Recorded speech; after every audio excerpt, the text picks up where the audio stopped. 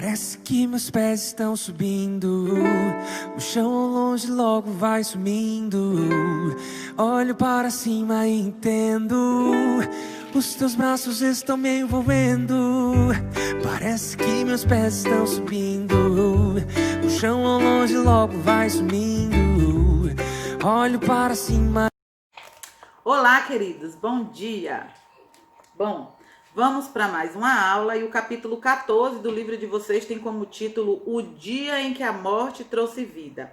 Na aula passada, nós falamos sobre um ritual da liberdade, entendemos o que é a Páscoa, o que ela representa, o que ela significa, onde começou e como nós podemos comemorar esse ritual da liberdade hoje. Como Jesus nos trouxe a liberdade, a libertação do pecado através do sacrifício que ele fez na cruz. E aí, hoje a gente vai falar um pouquinho sobre essa morte, sobre esse sacrifício de Jesus e o que ele representa em nossa vida. Bem, se vocês abrirem o livro de vocês na página 111, vocês vão ver que o capítulo ele começa falando sobre uma tragédia que aconteceu no Rio Grande do Sul, em 27 de janeiro de 2013. Diz o seguinte, que um incêndio matou 242 pessoas e feriu outras 116 em um evento planejado para jovens. O que foi que aconteceu nesse ambiente? Bom, o incêndio começou na madrugada e foi causado porque um integrante da banda que fazia o show naquela noite acendeu um sinalizador. E o ambiente começou a pegar fogo e as pessoas desesperadas tentavam fugir daquele local e salvar suas próprias vidas. Nesse ambiente havia um soldado que tinha como nome Leonardo de Lima Machado. E ele morreu tentando resgatar as pessoas que estavam naquele local. Ele tinha apenas 26 anos e conseguiu tirar de lá a sua namorada. Só que quando ele tira a namorada dele, ele volta novamente para dentro do ambiente tentando salvar a vida de outras pessoas e ele não consegue mais sair de lá. A gente consegue entender o seguinte: o ato que ele fez foi maravilhoso, foi único, foi singular. E ele, de fato, conseguiu salvar alguém que foi a sua namorada. Mas ele não trouxe para ela a vida eterna, né? Ele trouxe mais alguns anos de vida, proporcionou mais alguns anos de vida ajudando aquela garota a sair daquele ambiente. Então ele se tornou um herói, foi reconhecido realmente pelos seus feitos, seus atos naquela noite.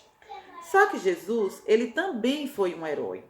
Diferente daquele rapaz, ele não morreu por acidente. Ele morreu porque ele tinha um propósito, salvar a mim e você, nos resgatar do pecado.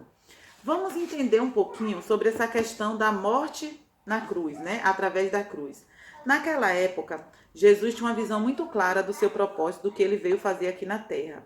E ele estava focado na sua missão, que era nos salvar, né? Nos resgatar do pecado. E durante toda a sua trajetória de vida, a gente consegue perceber Jesus salvando almas para o reino de Deus, através das suas pregações, através dos seus milagres, inclusive através do seu sacrifício, porque através do sacrifício, Jesus nos dá oportunidade de vida após a morte, coisa que nenhum ser humano consegue fazer.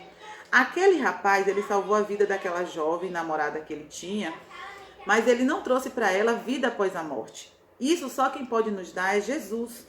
E a cruz, embora ela seja um sinal de devoção, um símbolo de devoção religiosa, né, e até de prestígio popular, naquela época a morte de cruz era algo realmente vergonhoso. E ela foi estabelecida para criminosos de alta periculosidade, pessoas que cometiam atrocidades terríveis.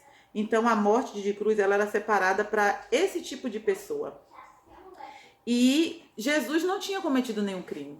Jesus não havia cometido nada de errado, feito nada de errado. Mas ele foi levado até a cruz e por escolha do povo que decidiu soltar Barrabás, que era um preso que estava sendo condenado à cruz, e Jesus ocupou o lugar dele. Então a gente já começa a ver algumas coisas aí. Jesus estava carregando uma cruz que não era apropriada para ele. Por quê? Porque a cruz ela era feita, o tamanho dela e o peso dela era feita de acordo com a medida do condenado, do prisioneiro, né? Da pessoa que estava condenada a carregá-la. E Jesus, então, agora vai carregar e levar um fardo que não pertencia a ele, não só no âmbito espiritual, mas também literalmente falando. Então, o que é que eles faziam primeiro? Na página 112 do livro de vocês diz assim: primeiramente, os condenados eram brutalmente açoitados. O açoite, também chamado de chicote ou flagelo, consistia em tiras de couros de boi e de jumento trançadas e presas a um cabo de madeira. Nas pontas de cada trança eram presos pedaços de ossos ou de metal pontiagudo. Imagine o estrago que esse instrumento fazia na pele e nos músculos das pessoas, porque elas eram chicoteadas com esse tipo de instrumento. Então, quando batiam nas pessoas ou batiam em Jesus, o que é que aconteceu? O que é que acontecia? Que aquele negócio grudava nele e quando as pessoas puxavam, automaticamente vinham pedaços de pele, né, juntamente com o seu sangue. E a dor era realmente algo insuportável. Depois disso, elas eram pregadas na cruz. E ao serem pregadas na cruz, depois de serem açoitadas e colocarem coroas de espinhos e passar por toda a humilhação de ter que carregar a cruz até o local onde de fato acontecia a crucifixão, eles eram pregados na cruz. E ao serem pregados na cruz, né, deitados na cruz, eles colocavam os pregos que atravessavam as mãos e os pés. Você já imaginou a dor insuportável que Jesus e as pessoas que passaram por esse tipo de morte sentiam de ter um prego atravessando os seus ossos, a sua pele? Aqui no livro de vocês é o seguinte, ó: em 1968, os ossos de um homem chamado João Filho de Cacol foram descobertos em uma tumba perto de Jerusalém e mostravam que suas pernas haviam sido dobradas de lado para que o cravo atravessasse os dois calcanhares ao mesmo tempo. É muita dor, muito sofrimento. Eles também pareciam ter sido quebrados intencionalmente. Esse foi o esqueleto mais completo de um crucificado encontrado por arqueólogos em condições de estudo, que revelou muita coisa sobre a forma como Jesus teria sido posto sobre o madeiro. Então, realmente foi muito sofrimento, foi muita dor por algo que ele não havia feito. A posição era incômoda, né? Jesus não teve os seus membros quebrados, porque a Bíblia registra que ele morreu antes que isso acontecesse. Mas Jesus realmente passou por muito sofrimento, por muita dor, para trazer algo para mim e para você, para proporcionar vida eterna para mim e para você. Então, a morte de Jesus, ela nos traz vida e vida em abundância.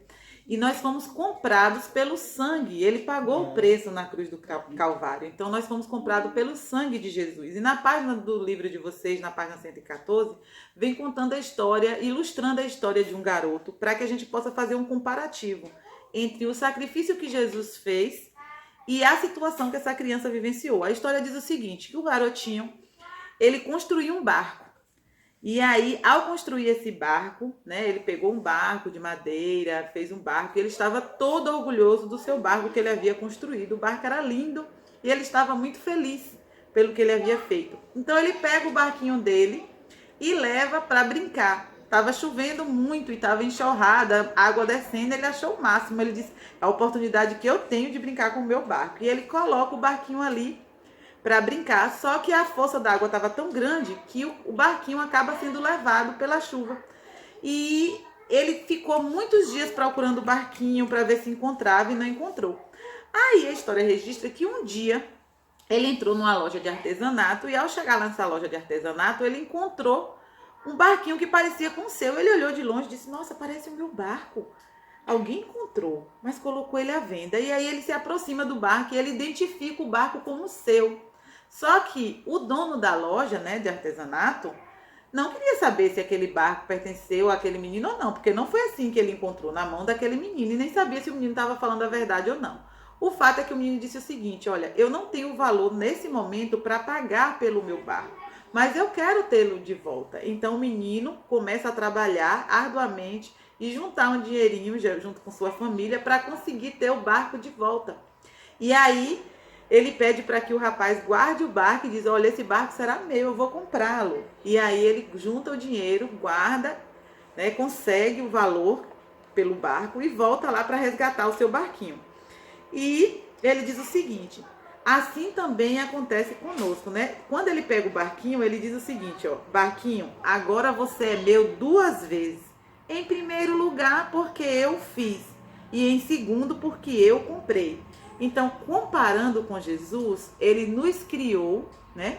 Ele nos criou e ele nos teve de volta quando ele pagou o preço na cruz pelos nossos pecados, pelo meu pecado e pelo seu pecado. E ele pagou um preço muito alto. Então, a morte de Jesus simboliza vida, porque ele nos dá vida e vida em abundância. Então, que Deus te abençoe, que você reconheça o sacrifício de Jesus na sua vida, que você reconheça Jesus como Salvador, alguém que tem um amor realmente incomparável por você, tá bom? Beijos no coração e até a nossa próxima aula.